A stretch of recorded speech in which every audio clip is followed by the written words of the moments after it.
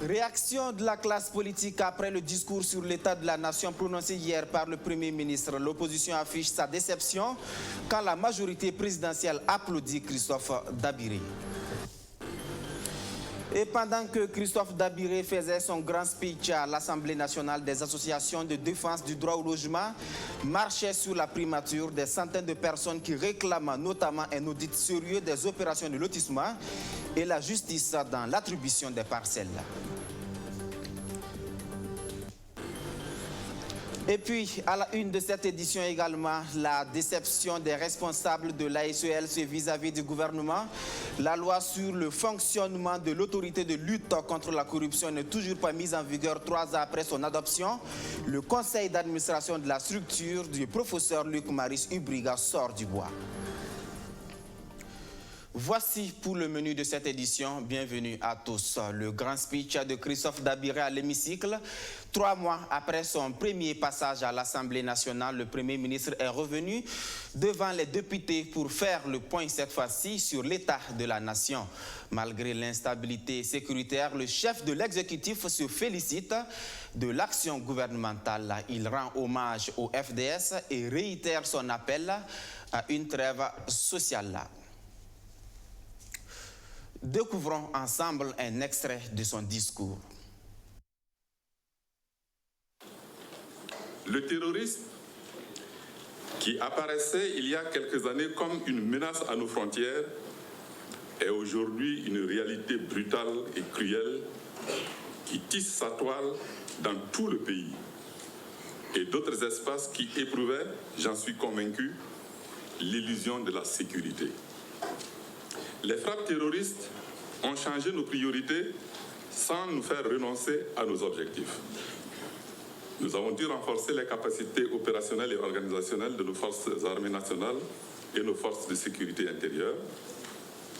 Nous avons dû intensifier les opérations de sécurisation du territoire à l'issue desquelles les forces armées, grâce à leur capacité de résilience, ont fort heureusement neutralisé des groupes terroristes qui endeuillaient et endeuillent encore trop fréquemment notre nation. Elles ont ainsi interpellé de nombreux suspects suite aux opérations de ratissage de grande envergure effectuées dans les zones criminogènes.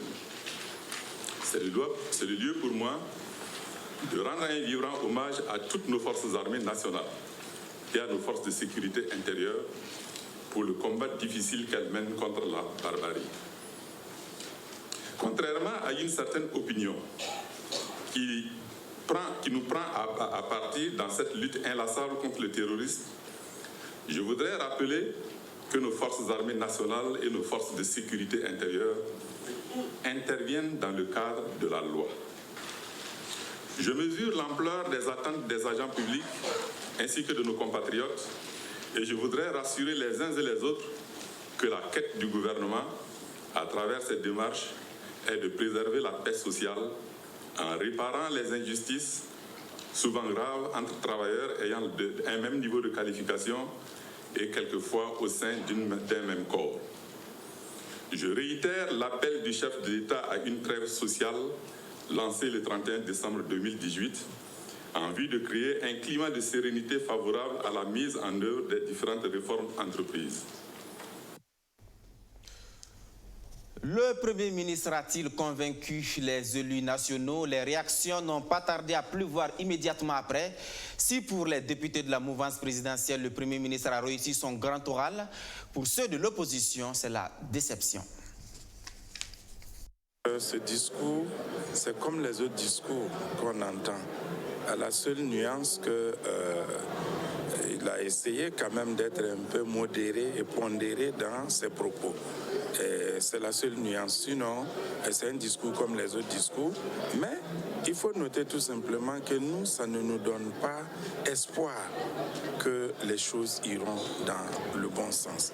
Notamment sur les questions sécuritaires, les questions liées à la corruption, les questions de justice qui ont été évoquées. On ne voit pas véritablement un signal fort qui nous a été donné pour dire que désormais, voilà ce à quoi on doit s'attendre. Donc le diagnostic, l'état de la nation tel qu'il a fait, c'est exact. Il y a des préoccupations, il les reconnaît, il y a des efforts qu'il déploie et en tout cas, il y a aussi des insuffisances et il n'a pas en tout cas manqué de les ressortir et de nous donner et nous dire effectivement ce qu'il compte faire pour régler ces questions. Et vous avez remarqué par exemple qu'il a demandé une traite sociale. Avant lui, c'était le chef d'État qui l'avait fait et je crois que c'est aussi c'est un point important.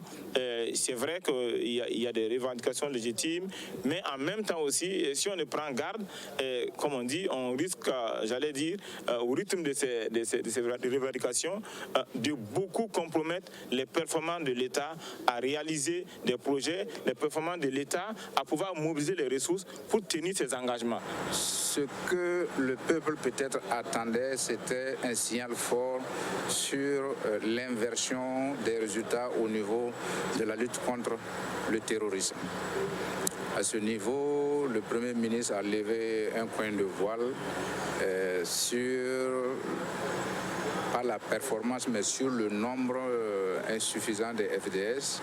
Bon, c'est vrai qu'avec les premiers ministres passés, on n'en parlait pas, la grande muette, mais aujourd'hui, il y a eu quand même un peu d'informations. Et nous osons espérer que le gouvernement va tenir compte de cela parce que si en 2017, ce diagnostic avait été fait, je pense qu'en 2019, on aurait réglé ce problème du nombre de FDS. Malheureusement, un forum a eu lieu et en 2019, on en est encore là à parler de cela. Alors que gouverner, c'est prévoir. Une autre déception vis-à-vis de l'action gouvernementale, des centaines de personnes conduites par des associations du droit au logement sont sorties manifester leur ras-le-bol. Une marche en direction de la primature alors que le Premier ministre s'entretenait avec le Parlement. Roméo Koïta. Sexagénaire, il est aux avant-postes. Sifflé dans la bouche, il crie son mécontentement aux côtés de ces centaines de jeunes issus principalement des zones d'habitation précaires, communément appelées zones non loties.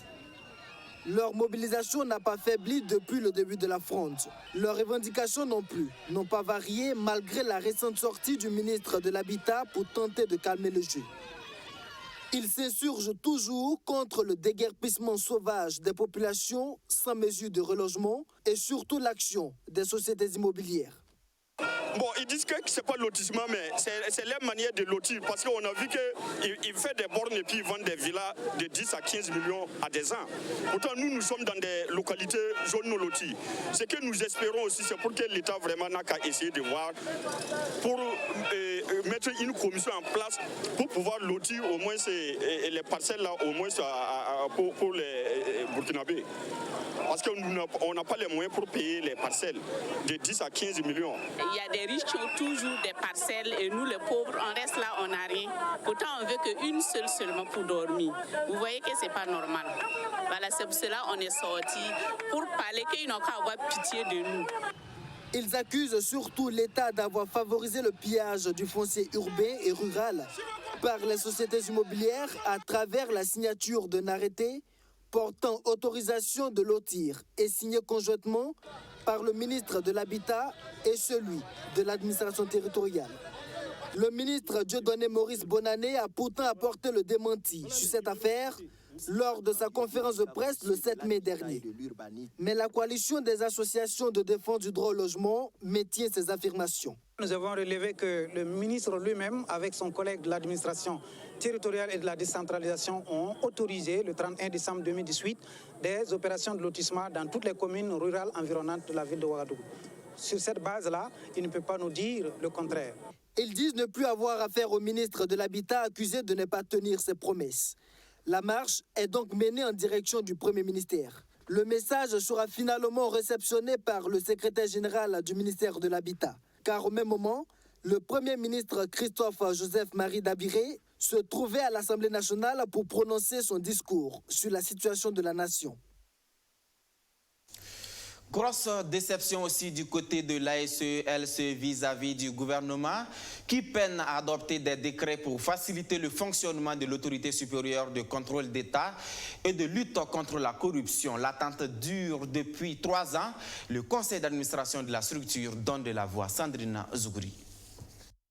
Après l'adoption de la loi organique du 24 novembre 2015 portant attribution, composition, organisation et fonctionnement de l'autorité supérieure de contrôle d'État et de lutte contre la corruption, force est de constater que la mise en vigueur de cette loi peine à se faire. Cela fait aujourd'hui 3 ans qu'aucun décret et arrêté proposé en Conseil des ministres par le Conseil d'orientation n'a encore été adopté. Une situation qui déplore les membres du Conseil d'orientation de l'ASE-LC à cette première session de l'année 2019.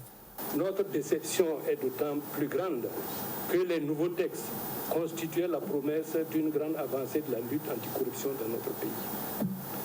Notre inquiétude trouve son fondement dans le fait que l'article 67, la loi organique, portant attribution, composition, et organisation et fonctionnement de la SCLC, indique que, je cite, le gouvernement dispose d'un délai d'1 an à compter de la date d'entrée en vigueur de la présente loi pour conformer les attributions, la composition, l'organisation et le fonctionnement de la SCLC aux dispositions de la présente loi. La LCLC se trouve ainsi donc placée dans une situation juridique inconfortable. Cet exercice auquel sont soumis les membres du Conseil va permettre de faire le point des activités menées en 2018 par l'autorité supérieure de contrôle d'État et de lutte contre la corruption et de proposer un plan de travail pour l'année en cours. C'est une session qui va examiner dans un premier temps les résultats des activités de l'exercice passé, c'est-à-dire de l'année 2018, qui va examiner également le projet de rapport, disons, des projets pour 2019, c'est-à-dire les activités prévues pour l'année 2019. Et il y a un certain nombre de textes qui ont été soumis par le contrôleur général d'État à l'examen, disons, du Conseil d'orientation, conformément, bien sûr, aux dispositions qui existent en la matière. Cette session se tient dans un contexte où les membres du Conseil n'ont pas encore perçu les différentes indemnités de session qui sont pourtant un droit reconnu par l'État. Les membres du Conseil d'orientation, après leur prestation de serment, se sont mis à la tâche et ont travaillé l'année dernière sans jusqu'à présent recevoir 1 centime en termes d'indemnité de session. Donc ça prouve l'engagement de ces personnes à permettre à l'ASE-LC d'avancer. Ce qu'il faut souligner, c'est que le Conseil d'orientation est le lieu de passage obligatoire pour les textes de l'ASE-LC. Autre point abordé à cette rencontre, c'est celui relatif à la procédure de recrutement du contrôleur général de l'État. Désigné par le Conseil d'orientation et nommé par le président du FASO, le contrôleur général de l'État a un mandat de 5 ans. La suite du journal, c'est avec cette contribution citoyenne du club BF1 dans la résorption du chômage au Burkina Faso. Du 24 au 25 mai prochain à Ouagadougou, il organise le FONEL, le Forum national de l'étudiant sur le leadership et l'entrepreneuriat.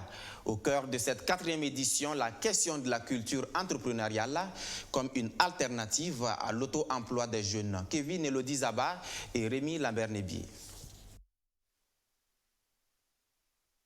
Inciter et accompagner les jeunes dans l'entrepreneuriat en vue de promouvoir leur auto-emploi.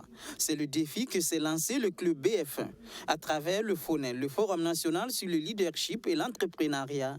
Il assiste les étudiants burkinabés dans la conception et la mise en œuvre de projets professionnels. C'est notre contribution d'initier ce forum, mais pas juste du fait qu'on reste toujours dans la communication maintenant, mais nous partons aussi dans la pratique. Les projets sont initiés avec là où le forum se passe, bien sûr en complicité avec l'université qui accompagne le forum, et nous voyons dans quelle mesure nous pouvons former, initier un projet ensemble, et on part à la conquête des personnes ressources pour ce forum.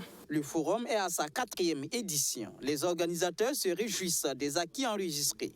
Les participants aux précédentes éditions ont pu effectuer leur premier pas dans le monde professionnel. Au bout de ces 4 éditions, nous avons des jeunes exemplaires qui aujourd'hui sont fiers de participer à ce forum. Nous avons pas mal de jeunes aujourd'hui qui sont ensemble, qui se sont unis pour créer leur propre lycée. Et ça se dit, ils l'ont avoué. Et ça fait une fierté comme ça quand ces personnes reviennent pour nous dire, tiens, grâce au forum et grâce au FONEL, nous avons osé, nous sommes sortis de l'obscurité et ça fait plaisir. Pour cette édition, le club est en partenariat avec l'ISGEBF, l'Institut supérieur en génie électrique. Nous attendons bien sûr une forte mobilisation du côté des étudiants. Pour nous, c'est vraiment une bonne chose parce que notre établissement aussi déjà cultive cette manière d'accompagner les étudiants déjà. Donc, nous, c'est déjà l'esprit pour dire aux étudiants, vous devez apporter quelque chose, vous êtes déjà outillés. Le FONEL se tiendra du 24 au 25 mai 2019 au sein de l'ISGEBF. Ce forum apparaît comme un cadre de mobilisation contre le chômage qui touche plus de 8% des jeunes au Burkina Faso. Ce 14 mai, la communauté internationale célèbre la journée mondiale contre l'homophobie et la transphobie. Sur le continent asiatique, la journée est célébrée de manière historique. Taïwan vient de légaliser le mariage pour tous. Le Parlement de Taïwan a entériné une loi historique pour tout le continent asiatique. Le mariage pour tous est désormais légal à Taïwan, une première en Asie.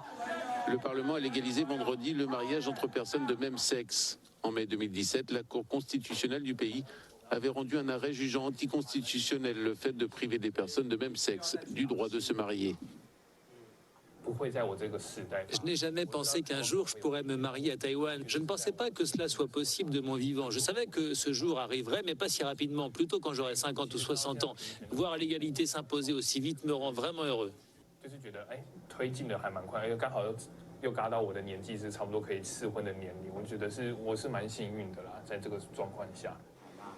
Malgré la mobilisation de l'opposition conservatrice, 3 projets de loi concurrents étaient étudiés par le Parlement, dont celui du gouvernement de la présidente Tsai Ing-wen, jugé comme le plus progressiste et le seul à employer le terme mariage. Nous restons dans la sphère des droits de l'homme avec une invitée sur ce plateau. Elle a à peine adulte et incarne déjà le symbole de la lutte contre les discriminations faites aux femmes dans son pays, en Guinée-Conakry, où 96% des femmes ont subi des mutilations génitales féminines. L'activiste Adja Idrissa Ba, présidente fondatrice du Club des jeunes filles leaders de la Guinée, est là. Bonjour madame et bienvenue. Bonjour et merci pour l'invitation. Alors vous êtes à Ouagadougou dans le cadre d'une campagne contre l'excision. Est-ce qu'on peut en parler? Très bien, nous sommes là aujourd'hui pour porter la voix des jeunes africains. Parce que les questions d'excision, c'est pas qu'une question guinéenne, pas qu'une question du Burkina. C'est vraiment un sujet tabou, mais aussi commun pour toute l'Afrique. Donc, si je suis là, c'est pour participer au marathon. Il y a plusieurs prises de parole où les jeunes vraiment doivent se réveiller dans la lutte contre les mutilations génitales féminines, comme on le fait en Guinée. En République de Guinée, il faut que je rappelle qu'il y a vraiment des jeunes engagés, des jeunes filles qui sont victimes de ces pratiques-là, qui mènent un combat à fond, jour et nuit, des sensibilisations, des actions répressives pour l'application stricte de la loi qui a été vraiment votée, et toutes les conventions que la Guinée a ratifiées protègent les jeunes filles contre cette pratique. Donc en République de Guinée, nous avons vraiment cette force et c'est partout en Afrique, au Burkina, partout les lois existent. Mais le problème c'est que la jeunesse ne se réveille pas pour parler de ce sujet tabou-là, pour dénoncer, pour dire que bon voilà, dans ma famille, dans ma communauté, dans mon quartier, ça se passe. Autorités, vous qui avez voté les lois, venez, vous devez vraiment agir et nous allons vous suivre pour vraiment voir est-ce que vous êtes en train de jouer votre rôle dans la communauté. Donc c'est pour cette raison aujourd'hui et ces jours-ci, aussi je suis au Burkina, c'est pour partager l'expérience vraiment du combat que les jeunes filles mènent à travers le club, et on joue un peu à la policière. Ça, c'est pour dire que malgré les obstacles, malgré les dits, malgré les intimidations, malgré les étiquettes qu'on nous met, on met tout de l'autre côté, et notre objectif, c'est de mettre fin à cette pratique-là, parce que nous sommes conscientes que la pratique des mutilations génitales féminines, c'est vraiment une pratique néfaste sur la santé de la jeune fille. Ça nous empêche de nous épanouir et de nous émanciper. C'est un traumatisme total qu'on crée en nous, et en nous réduisant à une minorité et pensant que nous sommes un problème. Alors, nous ne sommes pas un problème, il faut tout juste nous éduquer afin de lutter contre toutes les grossesses précoces non désirées, afin d'honorer nos familles, nos communautés et même notre continent africain. Malgré votre engagement, malgré l'engagement des États, beaucoup d'actions sont menées sur le terrain, mais les chiffres sont là, le phénomène à la peau dure. Les chiffres parlent d'eux-mêmes. L'UNICEF parle de 3 millions de jeunes filles qui risquent de subir des mutilations génitales féminines chaque année. Oui, c'est vraiment... Est-ce que quelque part la lutte... Vous y croyez? Vous pensez qu'un jour on... Oui, on a vraiment confiance en la jeunesse.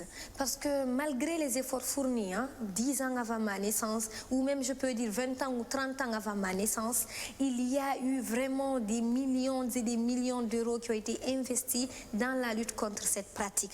Mais aujourd'hui, malheureusement, c'est vraiment déplorable qu'on voit encore le taux qui ne fait qu'augmenter. Ça ne se réduit jamais. C'est dû à quoi? C'est parce que la jeunesse ne s'est pas encore réveillée. Nous n'avons pas encore eu des cas où c'est des jeunes qui viennent et qui mettent la pression derrière les autorités afin d'appliquer strictement la loi. Aujourd'hui, on a l'impression que les traditions et la religion est en train de peser beaucoup plus sur la loi, alors que ce n'est pas une exigence religieuse, ce n'est pas une obligation. Dans aucune partie, ça a été vraiment prouvé par A plus B. Dans aucune partie du Coran ou de la Bible, il n'est dit que c'est obligatoire de pratiquer les mutilations génitales féminines. Alors, on se rend compte que c'est un choc entre les deux, tradition et religion. La communauté se dit que non, il y a la religion qui autorise cela. Alors, il faut une sensibilisation auprès des jeunes. Il faut laver le cerveau des jeunes, les faire croire que ce n'est pas une obligation, mais on peut aussi rester en bonne santé. Aujourd'hui, on a nos mamans qui pleurent, on a nos tantes qui sont en train de souffrir dans leur foyer. Leurs maris sont obligés d'aller chercher des maîtresses ou d'épouser 2, 3 femmes parce que tout simplement, elles ne peuvent pas satisfaire leur mari. C'est pas parce que leur mari ne les aime pas, mais c'est parce que ce dernier n'a pas vraiment ce qu'il veut dans son foyer. Donc pour éviter cela, il vaut mieux que nos parents nous sauvent de cela.